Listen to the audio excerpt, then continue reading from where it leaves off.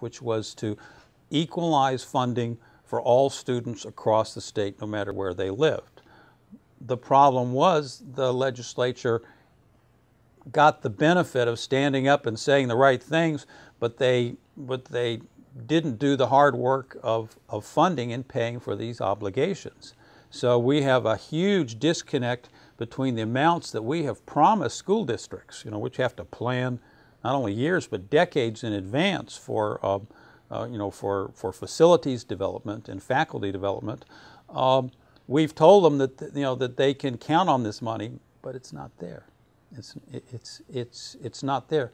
The other major program which consumes and will consume an even greater amount of tax liability in the future is the state Medicare program. You think the federal government has problems funding health care. In Maryland, we're not the federal government. We can't print money even if we wanted to. We are pretty much forced to live within our means. And that's, for example, why I was so disappointed in the way that the legislature last year used this once in a lifetime infusion of federal stimulus money.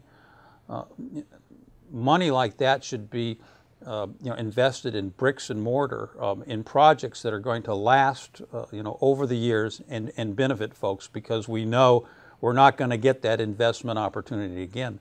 But instead the legislature spent it like drunken sailors on, as if you will, hot dates with special interests. So I was very disappointed by that.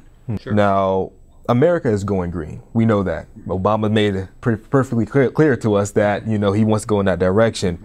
What is your ideas against some of the local citizens involved in going green? Well, I'm glad you asked that, Fossey, because I have been involved since I moved down to the Croom area with preserving the environment and protecting, in particular, the rural tier of Prince George's County, which is, as you may realize, the larger part, actually, in land area of District 27A, which is a big district. I was one of the founders, and I'm still on the steering committee, and if you will, I've devoted a lot of pro bono legal time to the Friends of Croom Civic Association, which is dedicated to preserving the rural tier and fighting not only traditional kind of pollution, point-to-point pollution into the bay, but sprawl. I mean, sprawl is a huge problem in the quality of life in Maryland, whether you live in the more developed areas of the county, or either county, since Calvert County is part of our district, or you live in the rural areas. And although a lot of people don't associate this with Republicans, I am a strong believer in smart growth. And smart growth basically means, in land use terms, staged development and tiered development. In other words, people who live in the built-up areas benefit by having open space, agricultural areas near them, and vice versa. The people who live in rural and suburban parts of the district benefit by having access to the amenities, the shopping amenities, the job amenities that the built-up areas have. But if we just sprawl out like Los Angeles, that's the classic example, or Atlanta, the quality of life drops down. So, and Maryland is a small state. We're in southern Maryland. We're literally surrounded on 2 or 3 sides, by water, and it's been a benefit to us compared to, say, the folks in Virginia, where 70 miles out you're still in the suburbs and fighting traffic.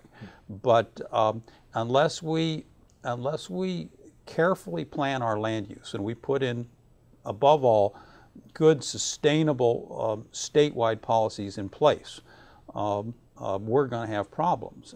For example, one of the keystones of smart growth is that for large developments, whether they're residential or industrial or commercial, it's important for the developer of these very large projects to contribute to the infrastructure that's already there, so that the growth that they generate doesn't fall entirely on the heads, literally, of the longtime residents and taxpayers.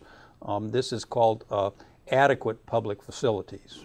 And one of the things that got me involved in politics and especially the environmental side of it was when our current incumbent, Mr. Valerio, back in 2006, he's a landowner in addition to some other businesses, and he wanted to get his property, large piece of property, upzoned from a rural agricultural to a situation where he could build lots and lots of high-density housing. To do that, he would have had to make some significant investments in adequate public facilities. In other words, the public roads near his area, the schools, the fire stations. I mean, it's a pretty good principle.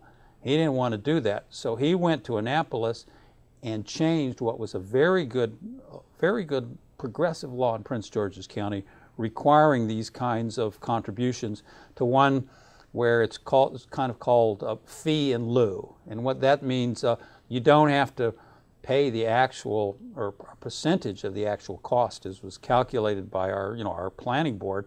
You can basically buy a ticket for a much smaller amount and get off scot-free. I mean, I think policies like this are very, very retrogressive. So when I'm in Annapolis, I'm going to be working to make sure that while we encourage development, we encourage growth in our communities, it's going to be quality growth, which means that it's growth that will not only add to the tax base, but will add to the quality of life of the folks that are already here and invested in their in their homes and their lives in our communities.